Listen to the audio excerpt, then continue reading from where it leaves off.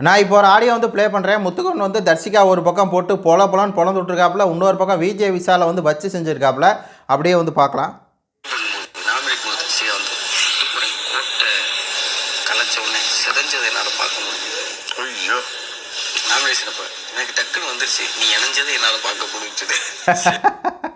அதாவது இந்த தர்சிகா இருக்குல்ல, அது வந்து நாமினேஷன் பண்ணும்போது சொல்லியிருக்கு, நீ வந்து கோட்டை அழிச்சதுக்கப்புறம் செதஞ்சிட்ட, முத்துக்குமரன் அப்படியே செதஞ்சு போயிட்டான், அவன் வந்து ஒன்றுமே இல்லை, அவன் வந்து அந்த கோடு இருக்க வரையும் அந்த டீமாக இருக்க வரையும் அப்படியே வந்து அதுக்குள்ளே வந்து மறைஞ்சிக்கிட்டு இருந்தான், அதுக்கப்புறம் வந்து டீம் கோட்டை கலைச்சதுக்கப்புறம் அவன் வந்து செதஞ்சிட்டான் அப்படின்னு சொல்லியிருக்கு.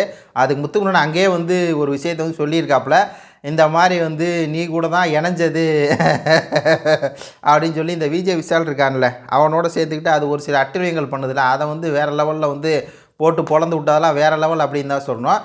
அதுக்கப்புறம் வந்து இந்த விஷாலை பற்றி சொல்கிற கேளுங்க.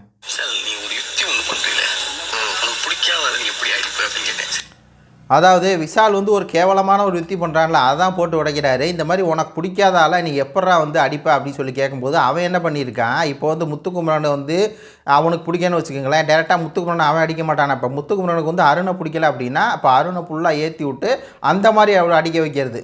புரியுதுங்களா? இந்த விஷால் அப்படிங்கிற எச்சக்கலையோட புத்தி வந்து எப்படிப்பட்ட புத்தி அப்படிங்கிறத அப்படி ஓப்பனாக வந்து பார்த்திங்கன்னா எடுத்து வந்து அடித்ததெல்லாம் வேறு லெவலில் இருந்துச்சு. அதே மாதிரி அருண் அப்படிங்கிற அந்த டப்பா வந்து பார்த்திங்கன்னா அவன் வந்து எந்த அளவுக்கு தனக்கு வந்து துரோகம் செஞ்சான். அதாவது எல்லா டீமாக இருக்காங்க, அப்படி டீமாக இருந்துட்டு சடனாக வந்து ஒரு வாரத்தில் அந்த கோடை அழித்து டீம் இல்லைங்கிறாங்க. அடுத்த நாள் வந்து ஒரு 5 பேர்த்துக்கு வந்து கடலை ஒன்று எடுக்கிறானா, கடலை அப்படிங்கிற ஏதோ ஒன்று சாப்பிட்றதுக்கு எடுக்கிறானா. அதில் என்னது அப்படின்னா, சரி முத்துக்குமரன் வந்து தனக்கு என்ன நம்மளாம் ஒரே டீம் தானே, நான் தமிழுக்கு எடுத்திருப்பான் அப்படின்னு போய் கேட்டிருக்காப்புல.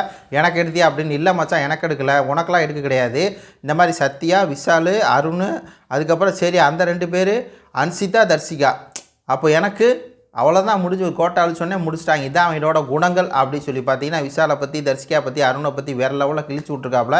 உங்கள் கருத்துக்களை சொல்லுங்கள். நம்ம சேனல் லைக் பண்ணி சப்ஸ்கிரைப் பண்ணி விடுங்க. நன்றி, வணக்கம்.